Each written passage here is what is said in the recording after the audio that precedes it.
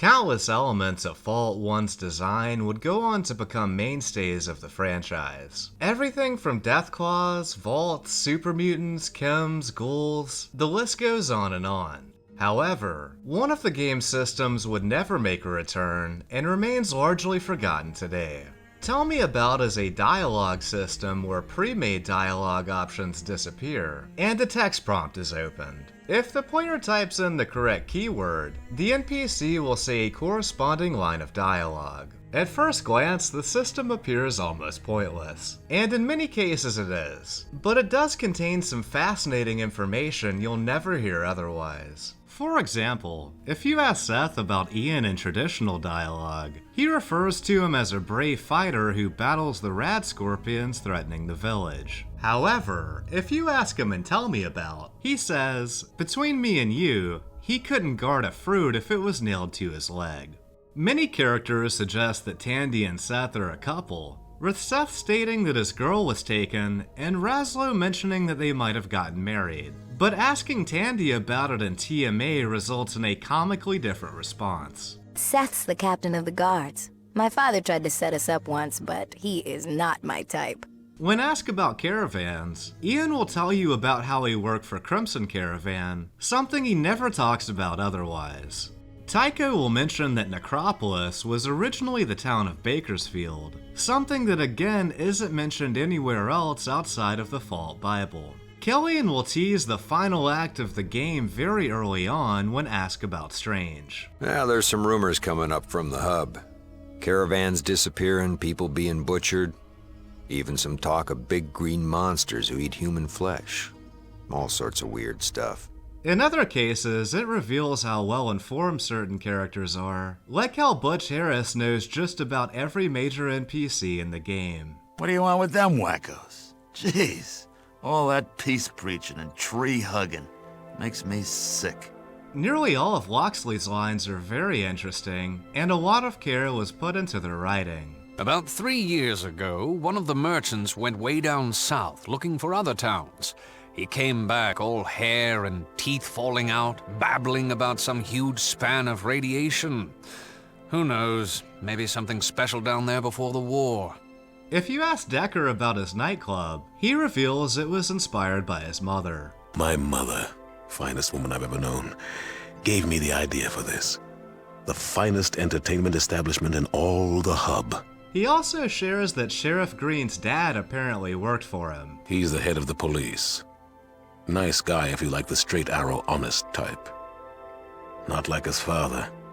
Now there was a loyal man. Asking the lieutenant about Morpheus reveals how he and the Master view him as little more than a pawn in their plan for unity. Morpheus. It's quite amusing. He thinks he's so much more than just a slug the Master recruited to head his Children of the Cathedral nonsense. Ah well, he too will be dipped in the vats, and he'll probably die a horrible death. I hope. There's some very funny lines like asking Harold about the Master. Who? Is he some sort of sex therapist? I could use one, you know. Or asking Katya about children. There's also amusing omissions from the system, like Iguana Bob not knowing what iguanas are, which is perfect because the iguana he trades is actually meat from dead bodies. While many of the lines are interesting, the system's Achilles heel is that you're required to know an esoteric keyword to hear any given line. Some dialogue hints at keywords the player can ask, but most are just dead ends and there's no telling which is which, without either trying prompts forever or checking the game files. While major characters have unique responses set up in their NPC text file, the vast majority of generic responses are set up in a file called Objective Dude. These are organized by location, and this was done so the developers didn't have to make unique entries for every single character. In the dialogue files, entries 1000 to 199 are used as a database for keywords, while entries 1100 to 1199 are for corresponding replies. The engine checks all 100 entries, and if some are missing, errors are generated that can sometimes result in bugs like valid keywords not triggering. Notably, I don't think I've seen any character who has more than 60 TMA lines, so these bugs are unfortunately common. When the player enters a phrase, the engine checks every single word until it finds a match. This can result in some funny questions, like, "I'm going to fuck you to death." No, I don't. Go talk to Beth. She knows more about that crap. Or Dildo War Party. It was terrible. I hope we learned our lesson, and we'll never do it again. Spelling, grammar, and punctuation all matter, and a mistake will cause a character to have no idea what you're talking about. An instance of this is, "Fuck the Vipers," ending with an exclamation point results in a failed query. I can't really say I have heard of that. But if you take the punctuation out, it works. This is made even more confusing by the keywords themselves, as some characters will reply when asked about a death claw, while others only respond to claw. I heard a tale from a traveler up from the south. He said the Deathclaw was a creature that killed people at night. He said no one can catch it because it can disappear like smoke. Not that I believe it, of course. The Deathclaw? Oh, that's a bedtime story. Drinks blood and howls at the full moon. Yeah, right. Many NPCs will answer when asked about the Brotherhood of Steel, but the actual members of the Brotherhood only reply to Brotherhood. Plural and singular nouns matter too, as elder and elders will result in completely different unique responses. Well, you see, there's 4 of them, and that's about all they can ever agree on. They can't even agree if they want to piss, much less pick a pot to piss in. Ah, General Maxon was the finest head paladin ever. When he took over as High Elder, I became head paladin. Some characters can no longer be asked questions in TMA after a quest is completed. For example, Tandy after she's rescued from the cons. Even worse, some words and symbols literally crash the game, like quotation marks. If the player asks a question that extends beyond the text window, the only way that you can see all of it is by typing in the same prompt again and pressing enter, which completely restarts the line and is totally confusing. Oh, Decker's a slick one. He's got the whole town in his pocket, he does. He gives his protection to the merchants, all the while pitting them against each other. Not someone you want to mess with, but he can usually be found in the Maltese Falcon. It wasn't until I started researching this video that I actually discovered it, even though I've played Fallout 1 for over a decade. When you enter a prompt that has no corresponding keyword, a "I don't know" response is played.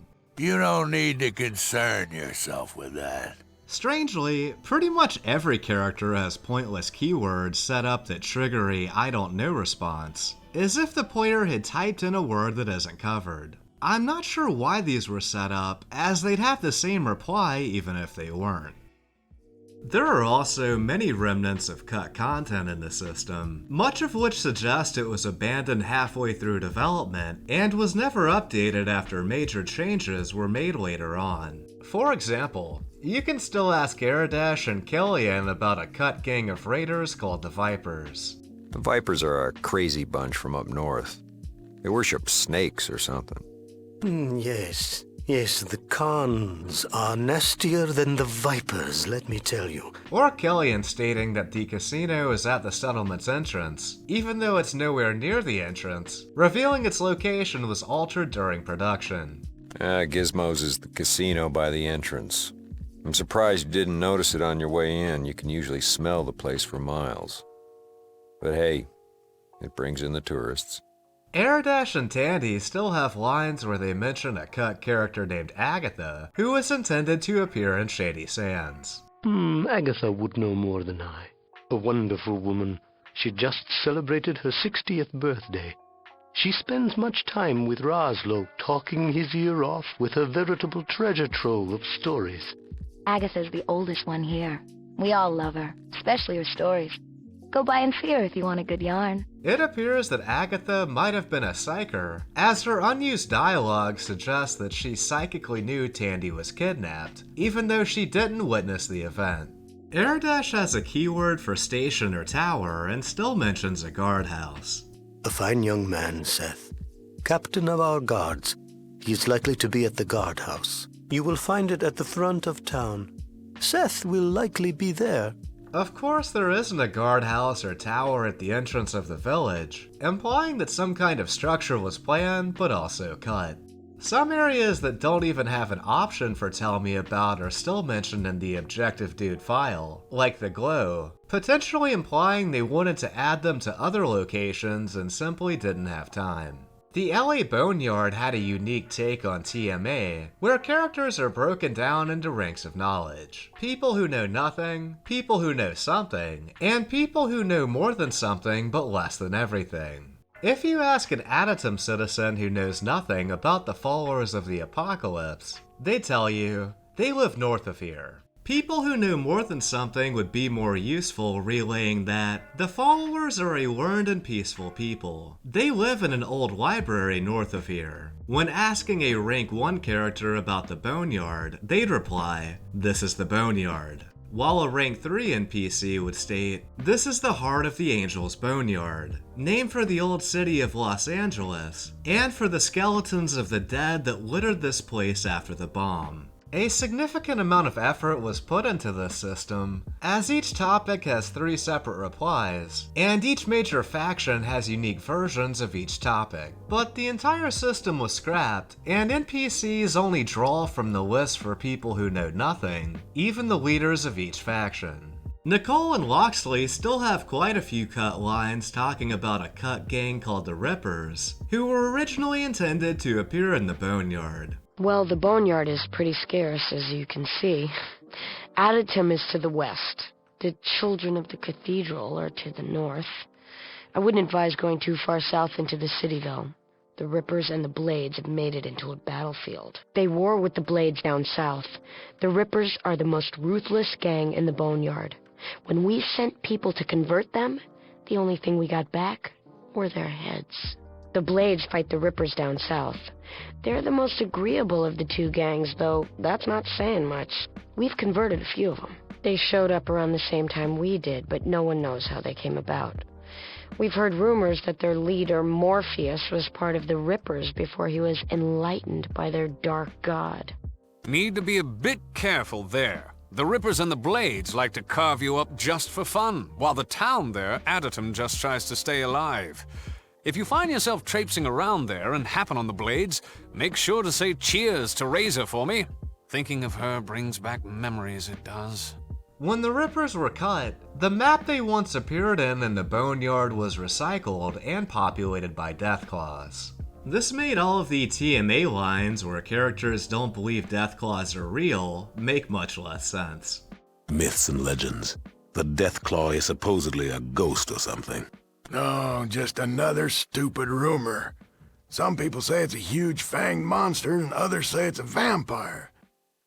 Strangely, most characters have a response set up for when you ask them their own name. These are placed in entries 970 to 979, but since only 3 entries are used for any character, this results in more bugs. The purpose of this seems to be because some characters don't actually introduce themselves, and in those cases, it's literally the only way to confirm a character's name. An instance of this bizarre design is Julio, a water merchant guard found at the hub. You would need to know his name to actually ask him though, and the only way that you could figure this out is by delving into the game files. Some characters only have generic names set up, and if you ask most children if their name is Child, they'll comically confirm that's their name. Looking into the files reveals even more cut content, like the fact that the Brotherhood elders at Lost Hills all have unique names: Rachel, Jonathan, Mary, and Jacob. These names are never mentioned in-game at any point, and they don't even react to their names when asked. There are other characters who don't know their name, like Cindy in Vault 13. The file that contains names for generic NPCs has some interesting information too. Like that the hallway that leads to the Master is named Corridor of Revulsion internally, or that the guy who makes you holster your weapon before entering Junktown has an unflattering hidden name that most players will never see. Tell Me About was considered for Fallout 2 and even partially implemented. If you asked Minoc the word elder, he would have replied, "The elder is your mother and our leader." If you ask him about leader, he'd say, "Our great ancestor who gave us knowledge." Vault Dweller would result in, "The first to fight and win over chaos." Arroyo would make him say, "That would be our beautiful village." The Vault keyword would cause him to state, "The Vault is heaven." It's unknown why it was cut, perhaps budget, Fallout 2's short development cycle, or maybe the system's general unwieldiness. Fallout 1 did so many things right, but no team is perfect, and the Tell Me About system is probably the best example of that. A half-baked system that could have worked very well if the player was given a list of prompts. As it is though, most players will never hear the vast majority of dialogue they spent so much time writing and money recording. I made a video that shows all of them if you're interested though, and I'll link that below in the comment section. Despite the interesting oddities and lore, Tell Me About was an archaic throwback to text-based games that was thankfully left on the cutting room floor of Fallout 2.